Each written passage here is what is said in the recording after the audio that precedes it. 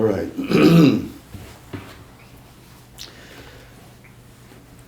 The district is clearly in a crisis on several levels, with the offices having to close, financial strains extreme, some vocal minority members of the community spewing non-constructive conspiracy theories that pick up support among more rumor-loving Facebook readers.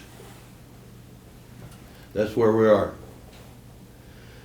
The board has affirmed that our executive director, Karen Miller, has performed all of her duties and responsibilities in an exemplary manner over these many years. What was alleged on the September 19th, 2024, quote, community concerns handout as a pattern of deliberate and unacceptable management decisions is pure hogwash. What is unacceptable is the concentrated harassment of district employees and volunteers and board members by some community members who insist on my way or no way. I first examined matters relating to the safety of the governing body staff and volunteers and the security of public body facilities and meeting places. Our executive director and staff members have been subject to abundant harassment and at times real physical threats.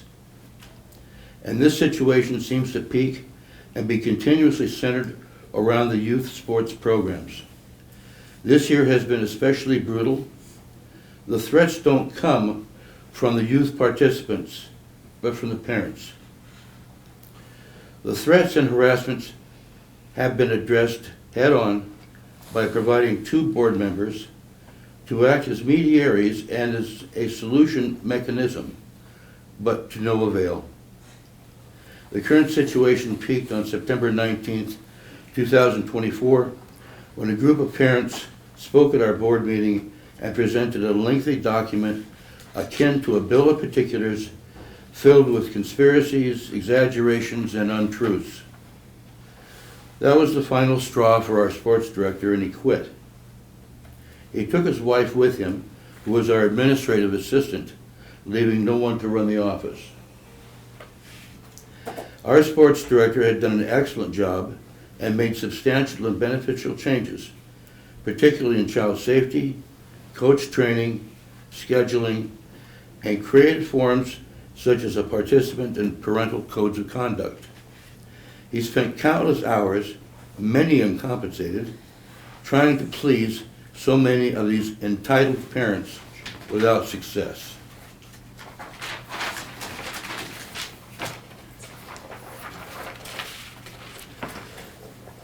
These parents would confront our sports director when he and his wife were out in the community, such as a Buy Mart and grocery store. It just got to be too much. This is not the first time that the district has lost personnel because of threats and harassment. Again, instigated by some parents and grandparents and their friends during youth sport games. Although the current uprising centered around baseball, in the past, such occurred during football, separately with basketball, and again with baseball. In those instances, the sheriff had to intervene. One of the participants had to be excluded from the district properties for a year. The exclusion was affirmed by the board after a lengthy public hearing. The basketball incident terrorized our then acting sports director, and as I mentioned, she decided to terminate with the district. Her husband, who was our chief awesome maintenance person, joined her in leaving. That particularly violent event left a permanent ding in our metal door on the northeast side of the community center. Now, it has been a goal of the Park District to offer youth sport programs since the district was founded. In the early days before a tax base was approved, the district finances existed on pot can donations, bake sales, and tons of volunteer hours. Under those circumstances, it was more than a challenge to run a successful youth sport program in any sport. In talking with some of the early district supporters, mention was made that attitude challenges did not come from the youth, they came from the parents. Aggressive, non-helpful attitudes.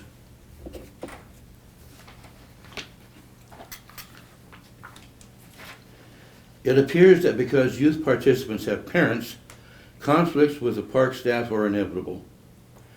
And most certainly the board is concerned about the safety of our staff and volunteers. And we cannot have a sheriff in attendance at each game, nor can we have a sheriff on duty at our community center. The best solution was for the park district to forego its youth sport programs and let the concerned parents who assert they know how things needed to be run form their own youth sport leagues. The park district can rent the facilities and go from there.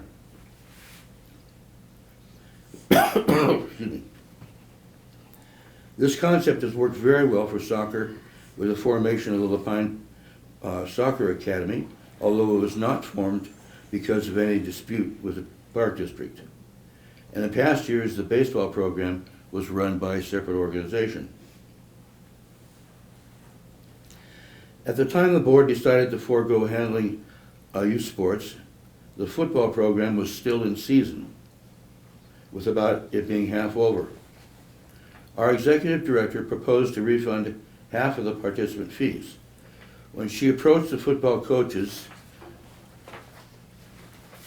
they indicated that they could finish the season with their own organization and had procured insurance and even offered to take over all the former Park District sponsored youth sports.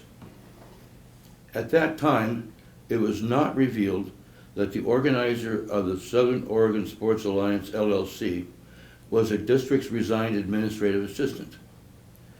She, along with her husband, the sports director, left and turned the keys in right after the board meeting on October 1st, when the board had made its decision.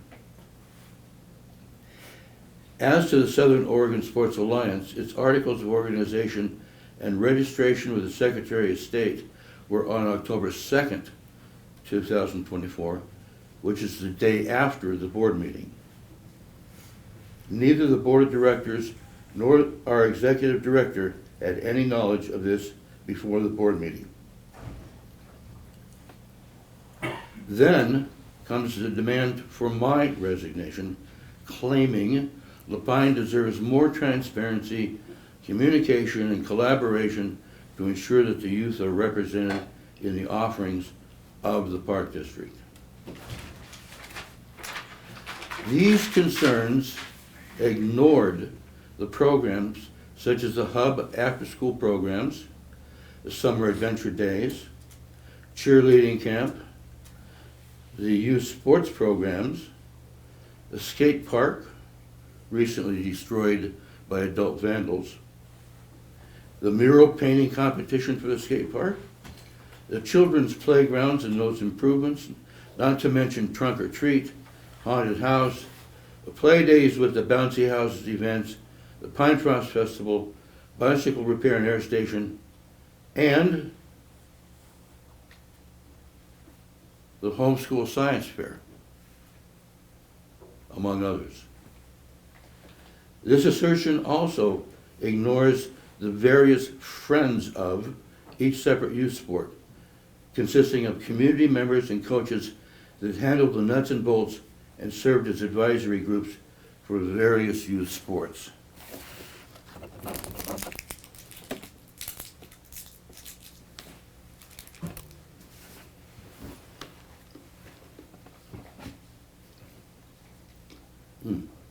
This also ignores the relations we developed with nonprofits to maintain and improve Roslyn Campground and the Kelly Young Memorial Park that hosts Three Rivers Archers, and fails to recognize the creation of the Lapine Soccer Academy, and fails to recognize that the work of the Lapine Park and Recreation Foundation, whose efforts have provided youth scholarships so kids can participate in activities with reduced or no fees, and fails to recognize that the Roslyn Campground Foundation has provided $15,000 toward moving and improving the soundstage in Pioneer Park, and further ignores how the music in the Pines came together as family events in the summer. and further ignores the full-time efforts of submitting applications for grants that would improve facilities and extend our youth activities. And further ignores that each board meeting is a public meeting, and public input is part of the agenda. And speakers have more than 3 minutes if they have something relevant to bring to the board's attention. And further ignores that the public forum held last May 30th at 6 p.m. further ignores the meetings are held simultaneously on Zoom, and further ignores the regular posting of agendas and minutes and places to submit written suggestions and input on the district's website. And further ignores that over the past year, virtually no members of the community ever attended our board meetings. And the ones that did were the ones who complained that we had deemed unfit for them to coach youth sports for one solid reason or another, such as the fellow with a felony for domestic violence and many related misdemeanors for domestic violence.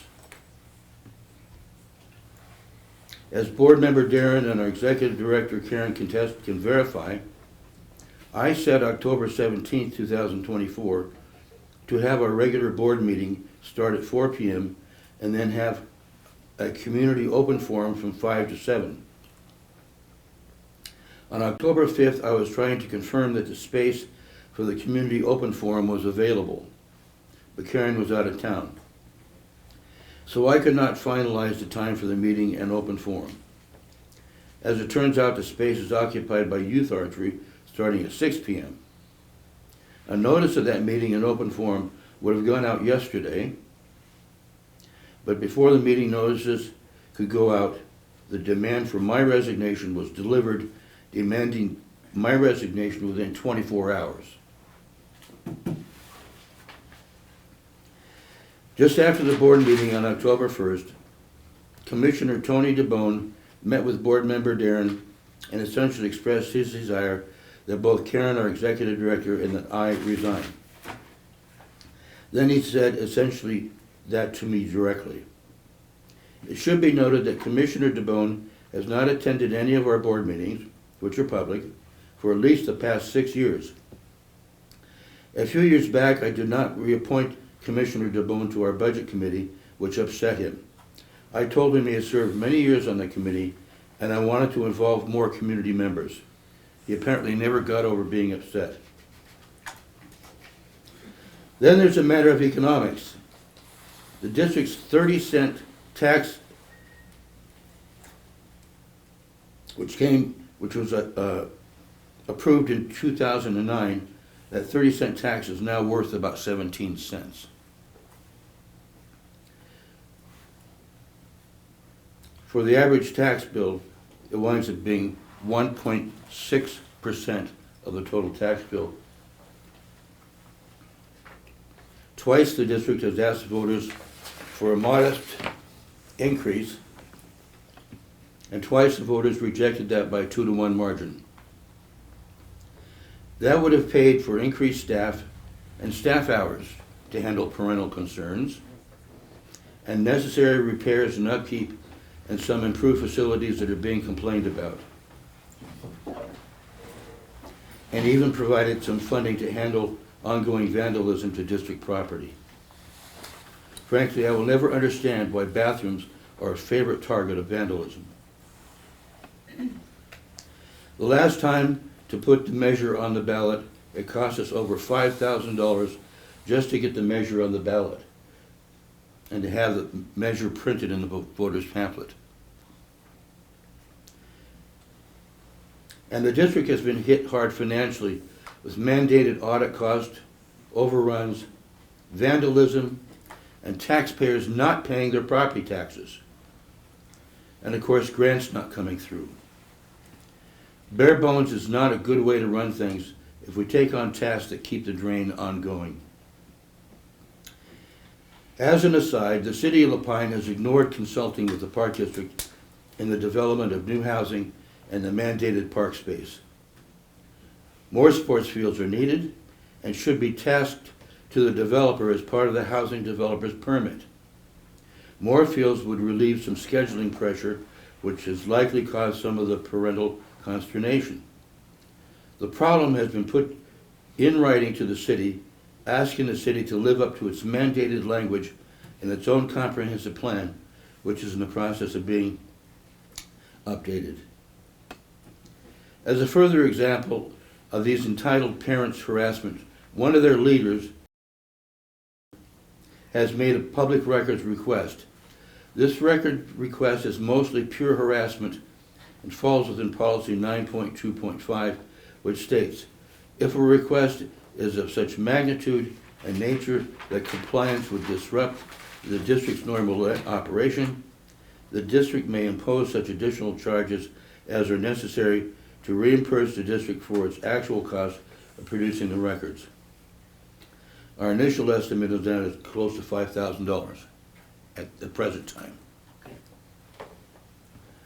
Lapine is infected with people who are masters of criticism and who feel are so entitled that they will not go through a correct process of resolving their concerns or accepting well-considered decisions that have been made. It is either their way or no way. I, for one, am out of patience. Our staff and employees are worn out and totally discouraged as these vocal adults enjoy their ability to destructively harass. Since they know better how all things should be run, they can have it. I hereby formally resign my position as a member of the Board of Directors for Lapine Park and Recreation District, position number 4, effective at the conclusion of this board meeting. Deren? All right, well, I can only speak for myself, but I'm guessing others here share this first sentiment. The reason I'm here is for the community and to help make sure that people have activities and opportunities available to them. That most certainly includes kids' sports. Unfortunately, there are some people who have made that impossible. These folks are vocal, but they're a small number compared to the number of people in this community who just want to let their kids play sports. On social media, I've seen people from the self-proclaimed concerned parents group saying that all they've done is ask questions and try to have conversations to improve things. So I want to take a few minutes to address that. First, what I've observed was directed attacks against specific staff members and volunteers and the district as a whole. I've also heard stories from past staff. Gary mentioned some of that. My first observation of this current wave was an email complaint made against the sports coordinator for not allowing a person to coach 2 different youth football teams. Standard protocol is that coaches only coach one team unless there are extenuating circumstances. That's been the case in the many sports that I've been involved with outside of LPRD2. And in this case, the person in question had previously told the sports coordinator that he didn't have more time to devote to football. And the email also accused the sports coordinator of, quote, bald-faced lies. So this complaint targeted at a staff member was not simply asking questions to start a conversation. Regardless of whether they thought the right decision was made, this is kids' sports we're talking about, and one of the top rules of sports and the #1 lesson to learn is good sportsmanship. It is not good sportsmanship that we've been seeing. With good sportsmanship, when a ref makes a call, even if you don't like it, you move on and you keep playing. You don't hold a grudge and try to bring down sports for everybody. My next observation was a Facebook post with a link and a QR code to a Google form that on the surface asked the reasonable question, are you concerned with the way Lapine Parks and Recreation District's youth programs are run? However, when you clicked on the Google form, it asked some very targeted questions which named specific employees. This was a publicly available Google form, but I'll still verbally redact the names. Here's one of the multiple questions that name them. What are your main concern with the names management of the programs? Check all that apply. Mistreatment of players, mistreatment of parents, mistreatment of volunteers, lack of effective program organization, conflict of interest issues, unacceptable and unjust application of code of conduct, lack of communication, failure to provide a variety of programs, uncooperative in community partnerships, questionable morals and poor role models, difficult to work with, question appropriation of program funds, abuse of power, self-serving interpretation and enforcement of policies. Naming individuals and using inflammatory words like mistreatment, unacceptable, unjust, questionable morals, difficult, abuse of power, that is a push-pull, and it's targeting specific individuals, and that is not just asking questions to start a conversation. Not cool, but still, this is about the kids, so regardless of the adults' inappropriate approach, we wanted to give folks a chance to air their grievances and hopefully come up with solutions so that everyone could be happy and the kids could just have fun. So myself and another board member worked to come up with an objective process for a complaint procedure so they could have resolution, but while we were trying to arrange a meeting with this group, they submitted written public comment and therefore on public record a multi-page laundry list of unsubstantiated accusations and personal attacks against staff members. The key word there is unsubstantiated, so I'm not going to repeat them all. A list of unsubstantiated personal attacks is not just asking questions to start a conversation. I've also read a folder full of written complaints filed by various other parents and volunteers about bullying and harassment against volunteers and staff. Other than those two staff members, most in the bullseye, not just them. And a lot of the subjects of those complaints also happen to be on the list of concerned parents that were submitted in that public comment. So when I hear that employees are being yelled at and harassed here in the building, that holds water. When I hear that employees are being harassed in their off time at Bymark, that holds water. And when I hear that volunteers are being harassed and that additional volunteers are concerned about being harassed in the outside world, that holds water. Saying it's just asking questions and starting a conversation, that does not hold water. And just last Thursday, I saw an incident of doxing in the Lapine Grapevine Facebook group against one of these former staff members and another person who were trying to keep the current season of football going. They included addresses of these two people. And yeah, their addresses were from public government websites, but that literally is the definition of doxing. So I'm not a lawyer and I can't say whether Oregon's criminal statutes apply. I do know those criminal statutes don't use the term doxing, but I am an experienced computer security professional, and I can say in my expert opinion that it was doxing. These actions are not merely asking questions or starting conversations to improve things. They are destructive actions, and destruction has been the result. We lost the outstanding employees who were putting their blood, sweat, and tears to keep these programs running, and instead of solutions, it's been a barrage of destructive hostility. I don't see how staying on the board can help move things forward in the face of this destructive hostility. These concerned parents seem to believe they can run the programs in this district better than the staff who have left, and I sincerely hope that they're right. We're volunteers too, so the reason I'm here in the first place is because I care about providing spaces and activities to our community and especially to our kids. These concerned parents haven't been right about much so far, but I truly do hope that they're right about being able to do a good job running this district and the sports programs. So I'll get out of the way and I will be cheering them from the sidelines. And while they're focused on the very important youth sports, I urge them to not forget about the Hub After School program that so many kids and parents depend on, about events like the upcoming Halloween Trunk or Treat and Pirate Adventure, about the adult education activities, about the district's park facilities, and I won't repeat the whole list, the numerous other programs that Gary mentioned a few minutes ago. This isn't about me, it's not about the concerned parents, this is about the kids and about our community. It's time for the concerned parents to set the example of good sportsmanship, to stop tearing things down, and for them to step up and make it work. And so I too resign effective at the conclusion of this meeting.